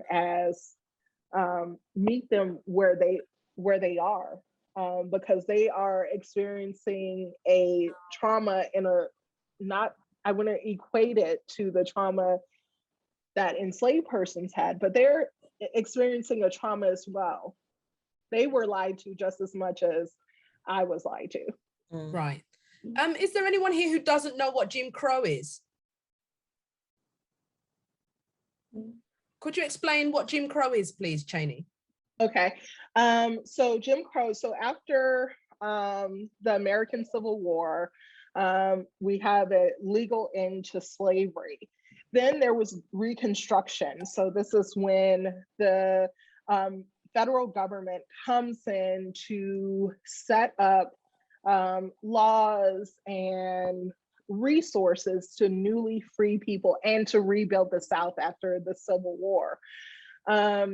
Unfortunately, things did not go to plan because Abraham Lincoln was assassinated. So he had a lot of plans. His cabinet had a lot of plans for Reconstruction. And Reconstruction didn't really go off as it was supposed to. So it was fumbled. And so eventually, within 10 years, the federal government left the South to their own devices, and Southern governments passed a series of laws that even though legally Black men had the right to vote, there were local laws that put into place who prevented them at the polls from voting. So there was a poll tax, the grandfather clause, meaning that if your grandfather voted, you can vote. Also, there were literacy tests at the polls to prevent people. And then also, there were a series of vigilante group, I don't know what to call it, terrorist groups like the Ku Klux Klan, that made sure that these Jim Crow laws were followed to the T. So even though federal law gave Black folks equal citizenship, local laws stripped a lot of those away. And so really Black folks lived in terror. 2 men in my family in the 1940s were lynched right near, they went into our homes and dragged people out and murdered them.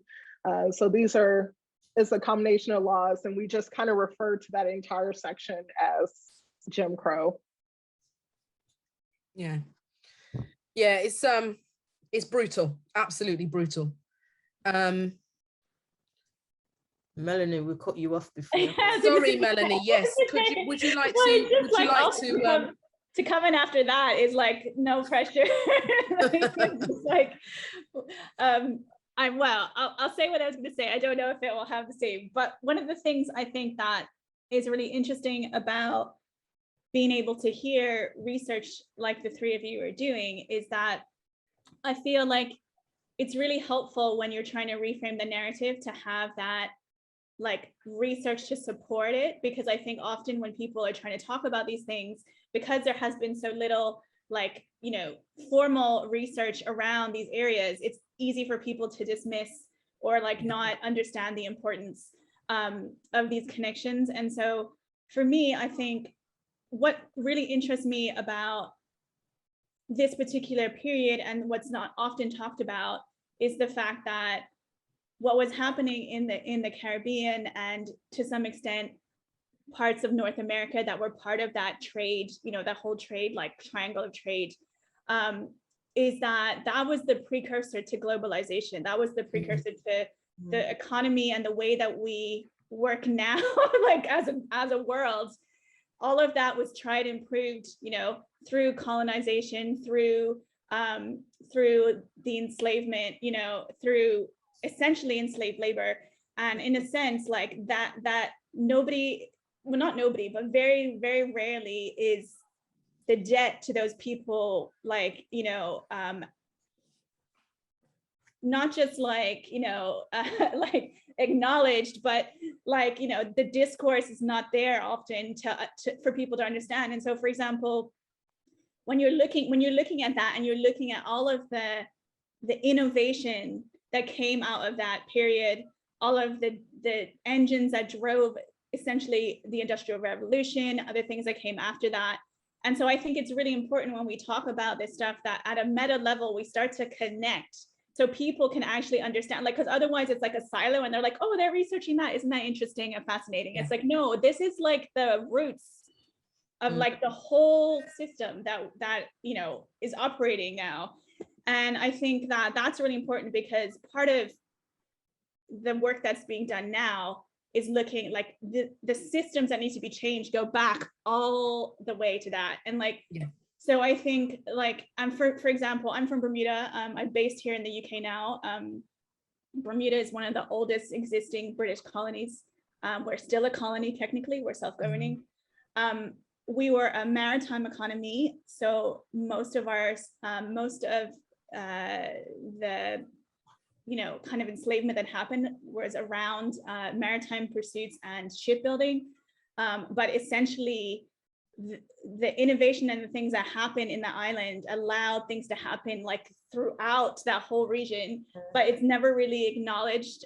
Most of the expertise that came from in terms of shipbuilding and in terms of sailing, like big time innovations that went on to fuel like naval, like military, like shipbuilding designs came out of those individuals, those enslaved individuals that were the like 90% of the crew, you know, that then transported this cotton and these things that you're talking about around the world to the, you know, in this economy.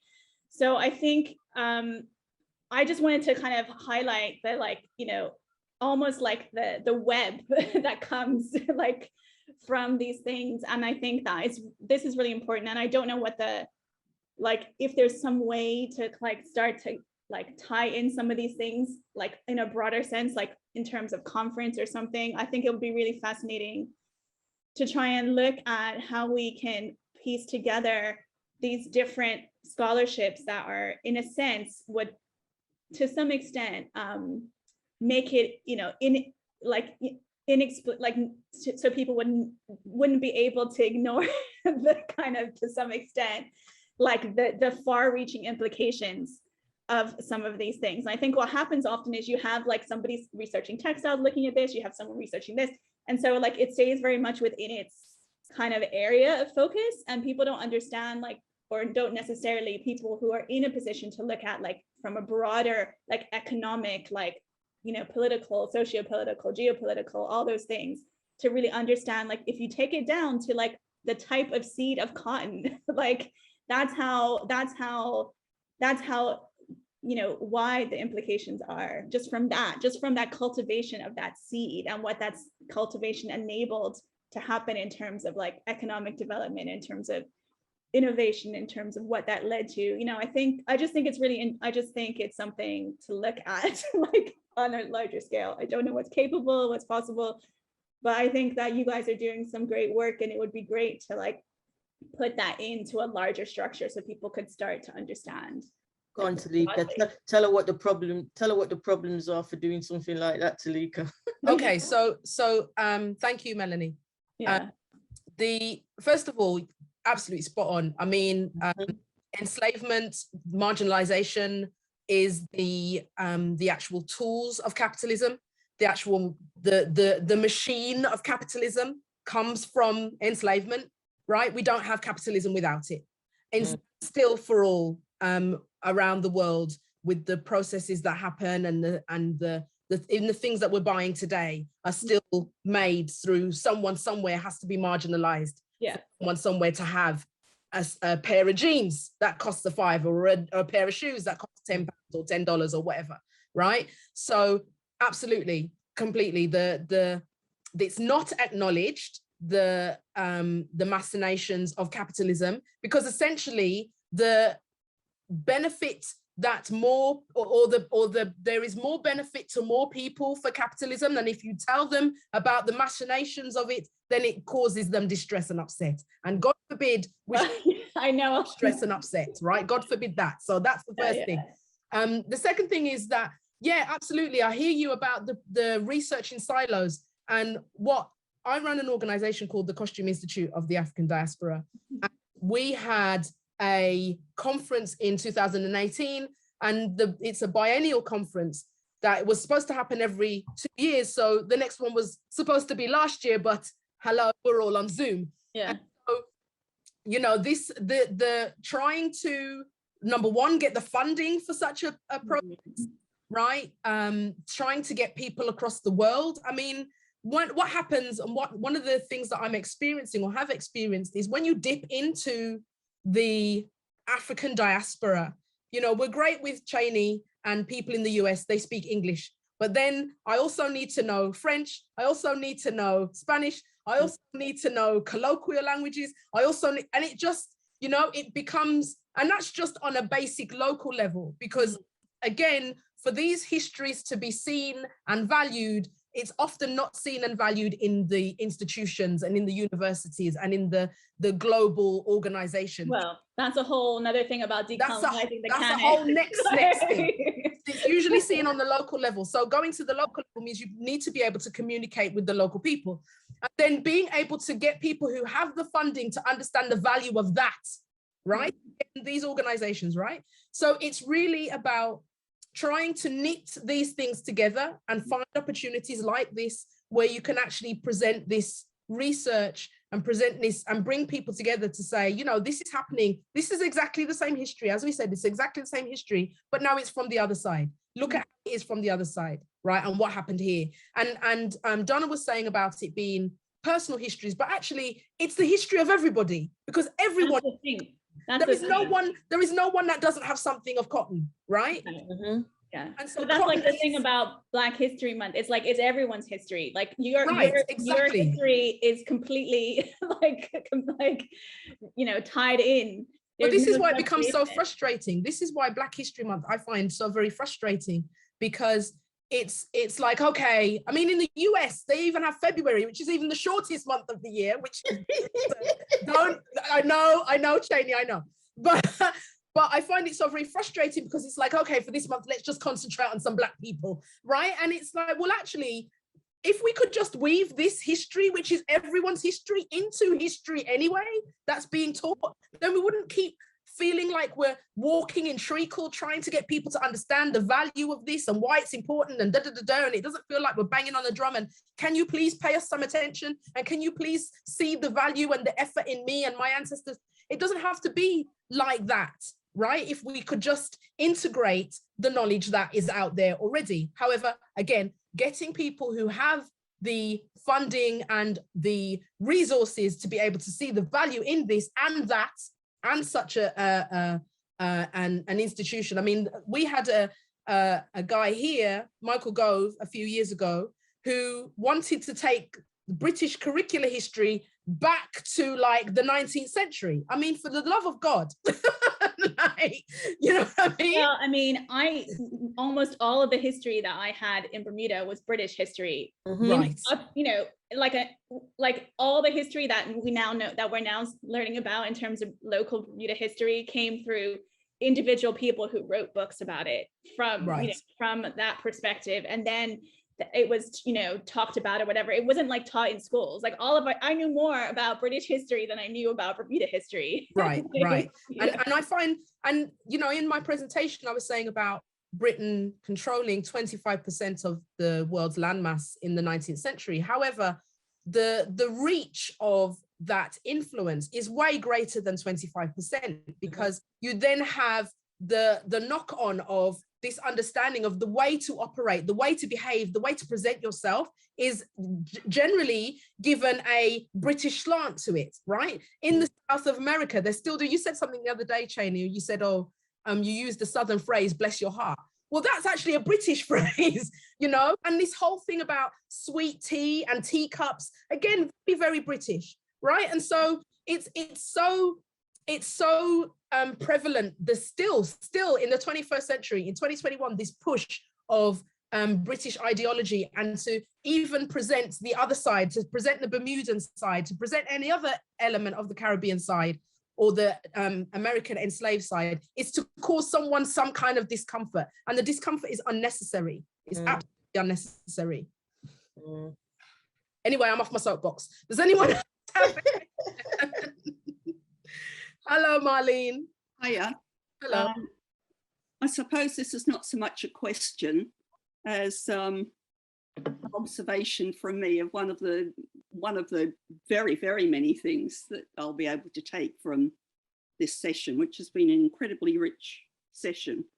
But I think it was extremely clever of you in putting this presentation together, that you managed to, through location and through personal experience that provides a trigger to start a journey that pulls, you know, the various aspects in with it. I think it was so clever that you've managed to get complete continuity and complete disruption. So I think about Cheyney, it's quite unusual, I think, to be able to capture that degree of continuity, that degree of all of those narratives that interweave from various directions, but build into, you know, a really substantial whole. And I think that contrasts so much with yours, which I think was about disruption in terms of, if you think about the countries, the journeys, the people that has encompassed, I mean, it is massive. It's huge. You know, even when you're talking about Fiji and so on. And so to be able to trace those things through that location, through that journey, I find quite intriguing. And it sort of took me back. I was thinking, you know, when I was in the Fort St. George Museum in Chennai, Madras, which is sort of, you know, the museum where they've got, you know, the drawings and watercolors and things of them landing and rowing boats to get them into the shore and all those sort of things. And I was thinking back, it might be my memory, lack of memory, but I cannot remember seeing tartan or an element of tartan within that whole museum complex. Now, whether it's in archives behind the scenes or not, but, you know, when you were talking about it, I was thinking, and why isn't that more prevalent there? Because that's one of the triggers with that journey that then has expanded out in all directions. And with that came that thing about how colour has travelled.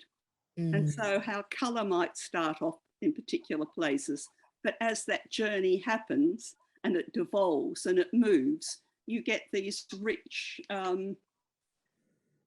these it's very diverse but related colour palettes. So yeah, that was one of the things that I particularly have found intriguing, that idea of location and being able to find that strand of continuity, that really depth of continuity, and then that extreme of the miles covered.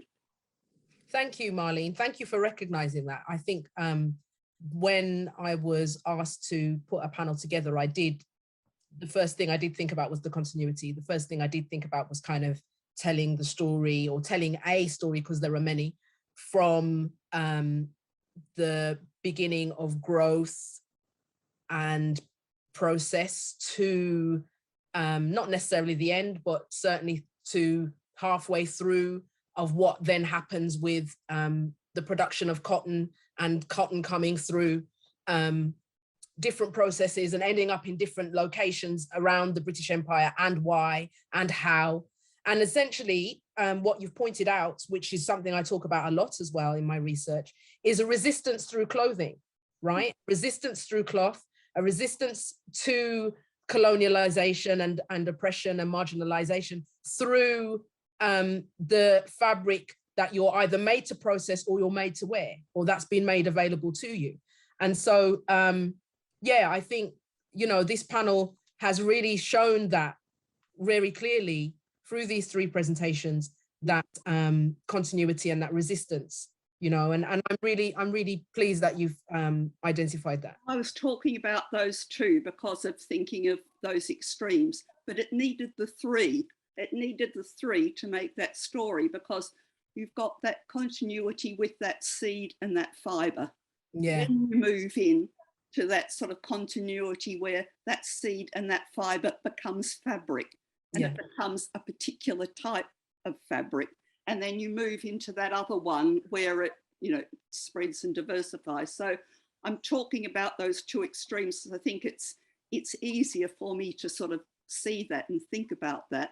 But you need that sort of the three of you putting that story together from those elements that make it up.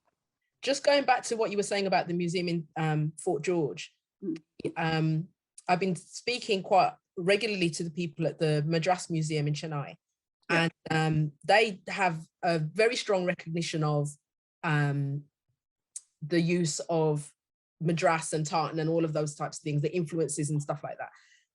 But what happens, as I was saying to Melanie, the minute you identify certain things, then certain questions are asked, right? So if you're going to have an image of tartan front and center, or even off to the side, anywhere, right? Then someone somewhere is gonna come along and be like, what's that doing there? Why is that there? And then there's gonna have to be a whole story. And then and again, the pulling of the scab and then, or the lancing of the boil, then brings up all this other stuff, right? And as we've experienced over here in the UK, there is a lot of things going on in museums right now where they're trying to redress how they've shown their own histories. So undoubtedly, Fort George is one of those places where such a thing is going to, if it's not happening already, is going to happen as well, you know?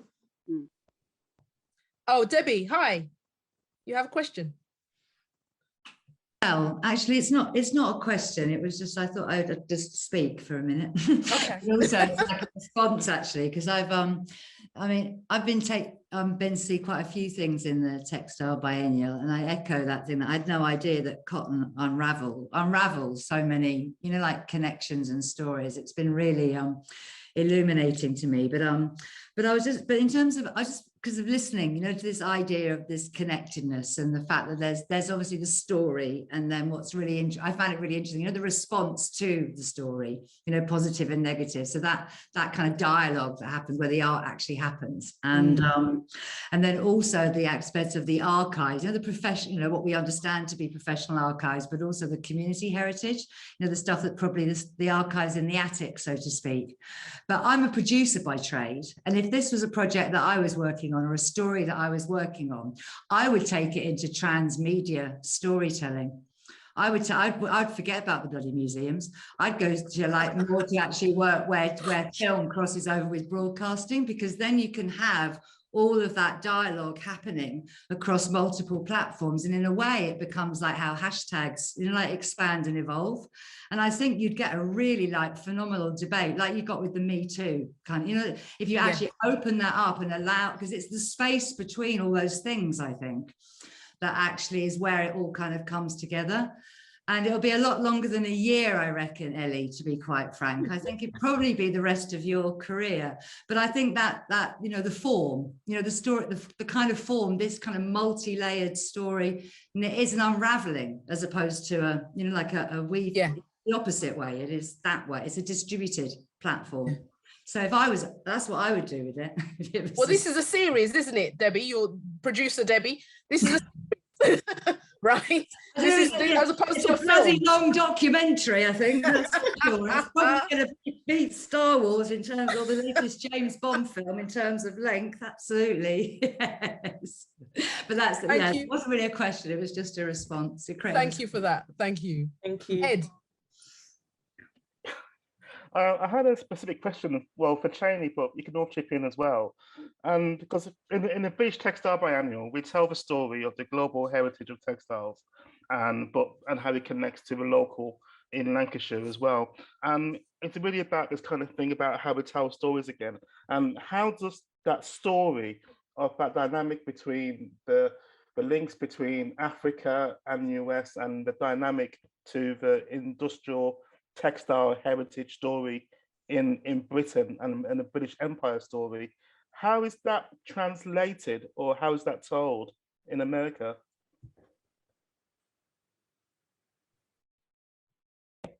Sorry, I had to find the button.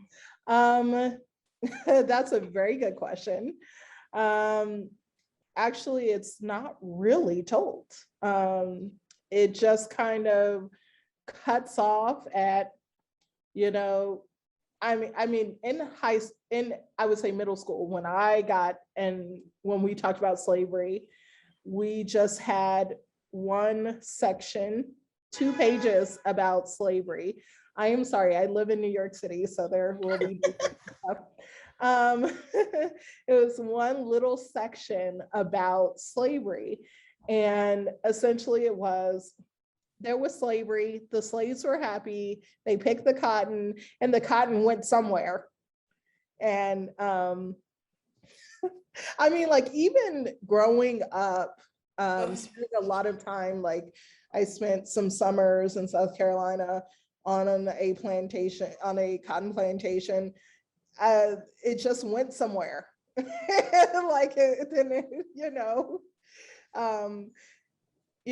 never was this kind of full circle. Hasn't been, me personally, I found out in high school when I was like, this don't make no sense.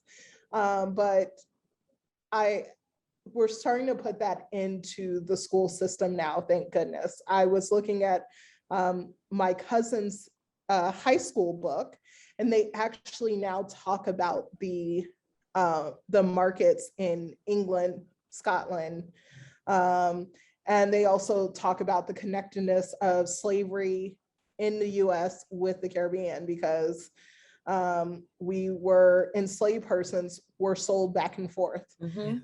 So it's also something that really frustrates me when people say, oh, that was a style that only enslaved persons in the West Indies would have worn. I'm like, it's the same people. Same people. Okay. Yeah. So it's changing, but not fast enough. I would say the average American, if you ask them, where did the cotton from the cotton plantations in the 19th century go? They wouldn't be able to answer it directly. It's like miraculously the Industrial Revolution happened in Britain. Just happened, right? Yeah, it just happened overnight. Money was just available and it just poof. Yeah, exactly. Poof, a factory. Yeah. Any other questions, anybody? Mish?